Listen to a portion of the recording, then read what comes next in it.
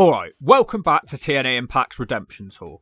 The show starts out with the Elegance manager. He's upset that his tag team had their celebrations interrupted last week. The squid Jonathan Gresham is back, that's good to see. The Elegance team will be facing Tatum Paxley and Gigi Dolan. They're from NXT. It doesn't start well for Ash as she's hit with multiple dropkicks. Jakara and Lash watch from the back. They're also from NXT. Tatum Paxley chokes Ash while she's lying on her back. She is apparently inspired by Daphne, cool to hear her mentioned. Ash is destroyed in the corner with a Bronco Buster for a 2 count.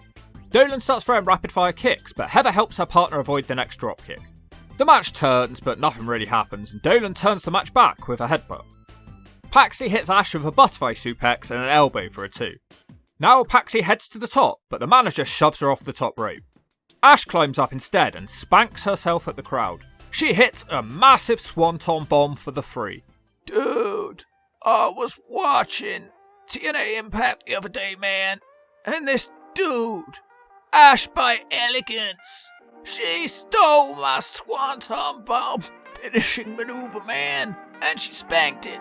Dude, I'm going back to North Carolina, and I'm going to tell my stoner friend Shannon all about you, Ash by Elegance, man. They now have their cake and they're about to make a wish. The NXT girls rise up behind them like the Undertaker and shove their faces in the cake. A wrestling gimmick as old as time. Although, licking our face doesn't usually happen. The crowd chant NXT loudly. When will TNA just take on the NXT name? It's literally chanted more than TNA is on this show. The segment ends with Ash by Elegance paying homage to Buff Bagwell by screaming, "I want to go home." The boy from Bradford, Leon Slater, is interviewed about his upcoming match with Zolf Diggler. He says he's taken all his training from the Hardy Boys on board and he's going to beat Dolph tonight. Ash is still crying in the back, covered in cake. She can't take it anymore and she's going on vacation. A 6-man tag is next. First Class team up with Frankie, the Future Kazarian, to take on Octagon, Laredo, and Chavo Guerrero. I wonder how many Eddie Guerrero tributes he can manage in this match. This match is of course happening as Frankie Kazarian is upset that Chavo cost him a match in 2012. So this is an incredibly well set up feud with TNA telling long-term storytelling. Chavo hits Kaz with a head scissors. Casey Navarro gets a dropkick and Laredo is tagged. He hits a head scissors and drops Navarro on his stupid purple hair. It continues going badly for him with Octagon hitting a bunch more head scissors. AJ Francis cheats and drags Octagon out of the ring so Navarro can flip dive. AJ Francis slowly works him over and the crowd chant "You can't wrestle." Francis hits a back suplex for a 2. He smashes the Luchadors off the ring apron. He ends up picking up both the Aztec Warriors at the same time and hits a double World's Strongest Slam. Chavo has to make the save. AJ Francis hits a running knee out of the ring now and does a money, money, money chant, and Kaz is upset that he was left out of this. We get a double down, but hilariously, Octagon ignores Chavo's tag. Laredo hits Kaz with a Turtle Wheel backbreaker. The Future of TNA is unhappy about that, and he takes his head off with a clothesline. They do that spot where Kaz has to hold his own partner in a DDT position for 4 seconds before Laredo dives, forcing Kaz to DDT his own partner. The crowd don't react because it looked rubbish. Chavo now has the tag. Navarro gets a back suplex. AJ Francis is sent waddling out of the ring. Chavo hits a backbreaker on Navarro and gives us his first Eddie Guerrero tribute of the night. The 3 amigos follows, but Kaz breaks it up, so Chavo does them to him too. Francis stops him now and does his own Eddie Guerrero tribute. Chavo fights off his suplex attempt and starts doing the amigos to him. The crowd chant Eddie. The Luchadors dive off the top to the outside. Navarro almost gets a sneaky roll-up victory on Chavo, but it's all for nothing as Chavo hits the gory bomb. He climbs to the top and hits the frog splash for the 3. Just piss off, Chavo. Yes, you're a very smooth and competent wrestler, I've been saying it for years, but your whole act is trying to be your uncle. You swan into TNA and beat one of the promising young wrestlers who's actually on the show every week. You never made it any further than light heavyweight division on your own, but TNA seems to think that you need to dump all over their roster. And what the hell is the deal with Kaz? He's been worthless for months now. Why did you give him that cup? He did the sum total of nothing in this match. I thought he wanted revenge against Chavo. This would have been a great way to get him some heat, but no, we have to give the win to a guy who's not going to be here in a few weeks. Standard TNA, everyone is better than their own roster of guys. Why don't Chavo try getting over on his own? Imagine if your whole gimmick was that you were popular because people loved your family member.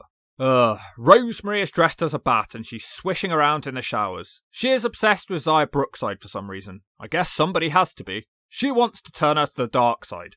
Sami Callihan meets with Mance Warner and they are both handcuffed so they can't fight each other. Didn't they have their pay-per-view match? Why is this still going on? It sucked. I love Sami, but he's past it now. He's just a fat mole. Sami thinks this feud isn't over because he only lost when they threw powder in his face. Steph calls Sammy an emo fat boy. Santino wants to make an announcement about the digital media title, then he doesn't make one. Sammy refuses to keep the peace and says TNA will have to fire one of them. Steph throws water at Sammy, which knocks him out the chair like it was a bullet. Well, you didn't fit this one out, TNA, did you? Steph should have been handcuffed too, so nothing is settled, and I guess this feud will continue. God help us. Jacey Jane from NXT walks out to silence. She's facing Masha Slamovich because there's no other believable women on the TNA roster who can face Masha. This match turns out to be a bit of a strike fest. Jane slips out of a backslide and hits a big knee to the noggin. They both take turns swinging around with kicks. Jacey actually seems to have the strike advantage. Masha realises that, so drops her on her face on the apron. Slamovich hits her own knee to the face for a 2. Slamovich hits another kick and hits the snowplow for the 3. She looks like a badger with tuberculosis. Tessa Blanchard jumps Masha. She continues stealing the Knockouts title, but then she's run off by jobbers.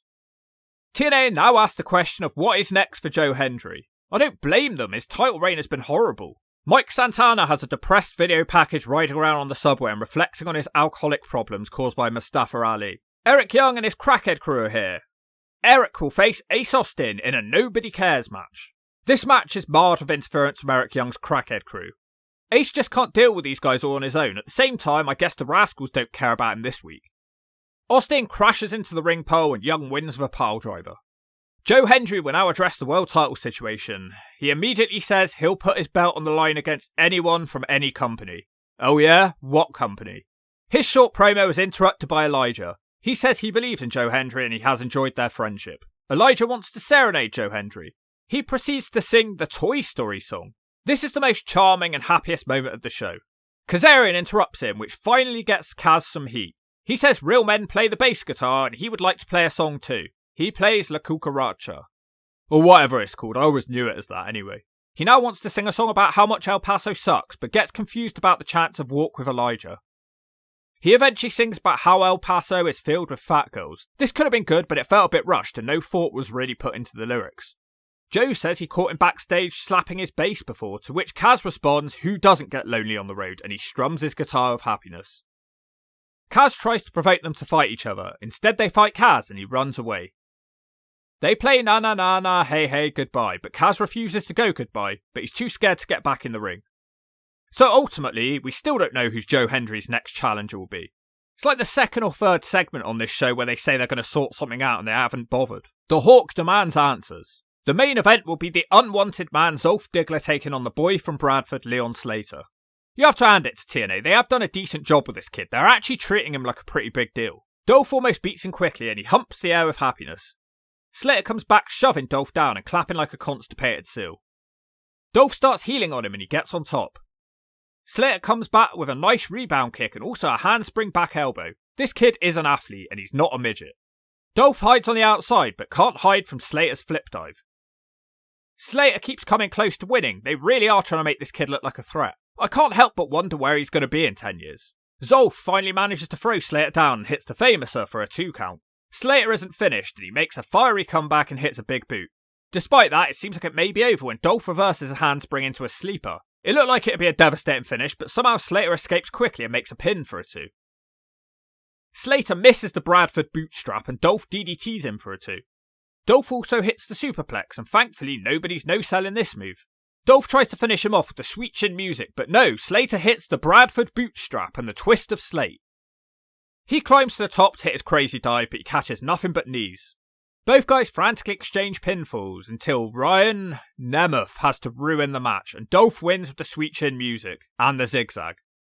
That match was brilliant, really enjoyed it. I actually believed that the boy from Bradford was going to win this match. The Hardys saved Slater from a post-match beatdown. It would have been nice if they could have accompanied him to the ring to stop Ryan in the first place. You knew he was going to interfere. Matt Hardy wants to have a brother versus brother tag match on the next pay-per-view. So that's TNA. Better than last week. Some effort was made with the segments. I just wish they could come up with some sort of storyline reason for the NXT talents to be constantly showing up.